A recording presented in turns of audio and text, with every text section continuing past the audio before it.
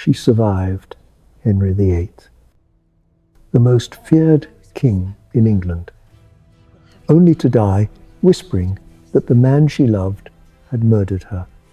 The last queen of the Tudors believed she had finally escaped danger. She had outlived the tyrant. She had endured court intrigue, religious suspicion, and the constant threat of the bloc. After years of living carefully, calculating every word and movement, she thought the nightmare was over. September 1548, only days after giving birth. Her body began to fail her. A fever tore through her, brutal and unstoppable. As her strength drained away, Catherine fixed her eyes on her husband, Thomas Seymour, and spoke the word no one wanted to hear: Poison. Within 7 months, Thomas Seymour would be executed for treason on Tower Hill. The coincidence is impossible to ignore. Was Catherine delirious? Her mind broken by infection and pain, or did she understand something about the man she married? Catherine Parr had been Henry's wife for 4 exhausting years. She had nursed him as his body decayed, soothed his paranoia, and survived his rages. She had watched queens before her die or disappear. Survival had been her greatest achievement. Love had never been an option. Now Henry was gone, and within weeks, a familiar figure began appearing at her door after dark. Thomas Seymour, tall, handsome, charming, and fiercely ambitious. He was the younger brother of Edward Seymour, the new Lord Protector who ruled England in the name of the boy king, Edward VI. Thomas had wanted Catherine long before Henry noticed her. He had watched from the edges of court as the woman he desired became queen to his king. Now, with Henry barely cold in his tomb, Thomas returned. Catherine ordered the gates left unlocked at night. Servants whispered as shadows moved through the corridors. By May 1547, less than 4 months after Henry's death, they were married in secret. No royal permission, no announcement. Just a quiet ceremony that would have been treason while Henry lived. When the marriage became public in June, the court erupted. The king's widow had remarried in 4 months. It was seen as scandal, disrespect, and recklessness. But Catherine believed she had earned this choice. She had survived a tyrant. Now she wanted something for herself. Not everyone was willing to forgive her for that decision.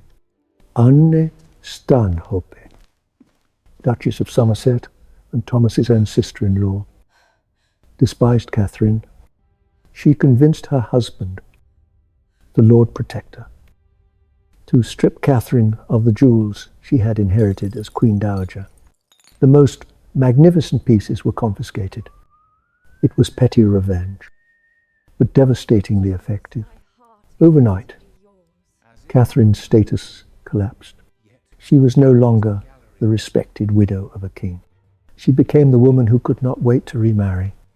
Thomas, meanwhile, appeared unconcerned. He had gained Catherine's wealth, her connections, and her household, but he had not gained power. His title, Lord High Admiral, sounded impressive but carried no real authority. No seat on the Privy Council, no control over policy. His brother Edward held everything. Thomas did not accept that imbalance. He began plotting almost immediately, gathering allies, stockpiling weapons, poisoning the court against his brother. He smiled at Catherine across the dinner table while quietly preparing to destroy the world she thought she had escaped into. At first, Thomas seemed like everything Henry had not been. Younger, warm, charming, after years of fear. Catherine believed she had chosen light over darkness. But Thomas measured relationships in terms of power, not affection. Before Henry married Catherine, Thomas had already tested the possibility of marrying Princess Mary or Princess Elizabeth. Both plans failed. Now, Catherine had unknowingly given him access to something even more valuable than a crown. A household that included influence, reformist thinkers, and soon, a teenage princess. Princess Elizabeth joined Catherine's household at Chelsea in 1547. Officially, it was an act of kindness. Catherine had been a loving stepmother and wanted to protect the girl. Elizabeth found safety, education, and warmth there. But under one roof, the balance shifted. Catherine saw a family. Thomas saw opportunity. Servants noticed doors opening too early, footsteps at odd hours, jokes that made the princess blush. What Catherine had hoped would be a sanctuary was becoming something far more dangerous. And by the time she understood that Thomas's attention toward Elizabeth was not harmless, it was already too late. At first, Catherine tried to make sense of what she was seeing by shrinking it down to something harmless. A few jokes, a few awkward moments, a man who did not know when to stop being playful, a girl who blushed because she was young and flattered and slightly frightened all at once. If she named it properly, she would have to act. And acting would mean admitting she had brought danger into the very home she promised would be safe. Thomas did not help her keep the illusion intact. He tested boundaries the way ambitious men test doors. Gently at first, then harder. Then, with the confidence of someone who believes rules are for other people, he slipped into Elizabeth's world too easily, too early in the morning, too casually in corridors, in a household full of servants. Privacy is never truly private. People noticed, and people talked. Elizabeth, brilliant, even at 14, must have felt the shift. This was not Henry VIII's court, where danger wore a crown and everyone knew the rules. This was a smaller house where danger wore a smile and pretended to be family. Thomas was her stepfather by marriage, yet close enough in age to charm her like a suitor. That confusion alone is a kind of trap. For a while, Catherine tried to fold herself into the playfulness, as if standing beside it could control it. But the more Thomas pushed, the more the laughter dried up. Then came the moment that snapped everything into focus. Catherine walked in and saw what she had been refusing to see. Too close, too intimate, not a yoke, not an accident. No woman should have to choose between the man she finally dared to love and the girl she swore to protect. Catherine chose protection. Elizabeth was sent away. Swiftly, finally, and the house Catherine had wanted to be her refuge became haunted by absence. By the time spring turned into summer in 1548, Catherine's life looked calm from the outside, but inside it was hairline fractured. And then, quietly, a new possibility appeared. Missed days. Small changes her ladies noticed before she said it aloud. For the first time in her life, after 4 marriages and years of surviving other people's power, Catherine Parr was pregnant. In Tudor England, pregnancy is never just joy. It is risk wrapped in hope. Catherine was in her mid-30s, and she knew exactly what childbirth could do. She had watched Jane Seymour die after giving birth to Edward. She had seen joy turn into mourning in the space of days. Still, she chose to believe this child might be her reward for endurance. Letters went out to friends and stepdaughters. There was cautious happiness in her household again. The soft talk of linen, christenings, names, but pregnancy did not soften Thomas Seymour. If anything, it exposed him, as Catherine's body slowed and turned inward. Thomas's impatience sped up. He still burned with resentment toward his brother, the Lord Protector. He still hated the feeling of being given a title without real power. Chelsea and then Sudeley began to feel less like a home and more like a waiting room for his next move. And Catherine felt that split. She was preparing for a child. He was preparing for an opportunity. After Elizabeth was sent away, the warmth between them did not return. What remained was brittle politeness. A marriage that looked respectable from a distance, and a woman carrying a baby while privately realizing she might be more alone than she has ever been. A late summer heat lay over Sudeley Castle when the first pains began. Catherine's world narrowed to one goal: survive the birth. On August 30th, Etienne Ube Sejaba, Labour started in earnest. Servants moved quickly along stone corridors. Midwives were called. Doors closed. Candles burned low. Outside, the Gloucestershire countryside carried on as if nothing important was happening. Inside, hours blurred into exhaustion and prayer. Catherine knew the risks better than most. She had lived through plague, political plots, Henry's rages. But childbirth was a different kind of danger. Not a decision made by men in council, but something that could turn lethal without warning.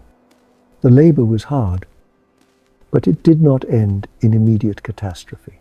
When the child finally arrived, relief flooded the chamber.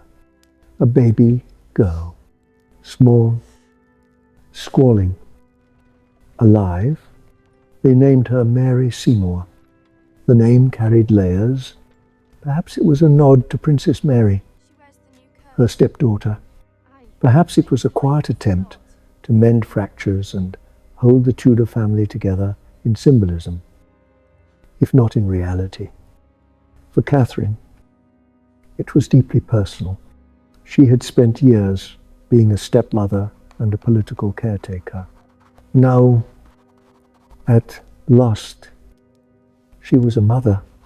For the first days, the story felt almost gentle. Catherine was reported to be in good spirits. She asked after the child. She let herself imagine a future built on something other than fear. Thomas moved in and out, offering smiles and gestures that could pass for affection. But the rift between them never truly healed. Still, for 6 days, there was cautious relief. No fever yet. No delirium. No sign that death was waiting quietly in the next room. Then, after 6 days, the change arrived so subtly, it could have been mistaken for ordinary recovery. A little more heat in her skin, a deeper ache low in her body, fatigue that felt heavier than it should. Catherine knew her own strength, and this felt wrong. The tiredness did not lift. The pain did not ebb. It crept. The women around her had seen this shadow before, even without the language of infection. Childbed fever, the quiet killer that so often arrived after a birth that seemed successful. One moment a mother is propped against pillows speaking of christenings. The next she is burning from the inside out. As Catherine's temperature climbed, the room changed. Days blurred into sweating and shivering. Uneasy sleep broken by pain. The chamber that had held her newborn joy became a trap of breathless heat and whispered conversations. Somewhere in the castle, her baby cried and fed and slept. Unaware, her mother was slipping away. Fever does not only attack the body, it warps the mind. In clear moments, Catherine could pray, ask after Mary, speak with the calm intelligence she was known for. Then the delirium returned in waves, dragging up memory and fear. Elizabeth's sudden removal, the embarrassed glances of servants, Thomas's restlessness, the sense that the man closest to her was also the man who stood to gain most from her absence. Elizabeth Tyrwhitt, Catherine's lady and friend, later remembered the way her mistress moved between prayer and accusation. One moment devout, the next wounded, words formed that cut deeper than any knife. Those I loved best have brought me to this. And then, as death edged closer, Catherine fixed her gaze on Thomas Seymour and voiced the unthinkable. Treason, murder, whether it was illness speaking or clarity breaking through it. The accusation landed like a stain that could not be washed away. After the words were spoken, the room fell into a quieter rhythm, not peaceful, exhausted. There was nothing left to argue. The women stayed close, offering water, adjusting pillows, murmuring prayers that became background noise to Catherine's laboured breathing. Thomas withdrew to the edges, whether from shame, calculation, or simply because there was no comfort he could offer that could undo what had been said. As night deepened on September 4th, Catherine's strength began to fail in earnest. The fever had burned through her for days. Now her body had no reserves left. Her pulse grew faint. Her breathing turned shallow and irregular. The pain eased slightly, not because she was healing, but because she was slipping beyond the point where her body could keep fighting. In the early hours of September 5th, 1548, sometime between 2 and 3 in the morning, Catherine Parr died. She had outlived Henry VIII by just over a year. She had survived the court's cruelty, religious suspicion, and the danger of being a queen. In the end, childbirth claimed her anyway, as it had claimed so many women whose names never reached a chronicle. And Thomas Seymour did not linger. Her body was prepared and sealed, held briefly while arrangements were made. On September 7th, she was buried in the chapel at Sudeley Castle. Full honours, a dignified ceremony, and as chief mourner stood Lady Jane Grey, only 11 years old, a child already being shaped by the ambitions of adults. Within 5 years, Jane would be executed too. Another girl swallowed by the same hungry machine. Catherine's grave marked an end. But history did not end there.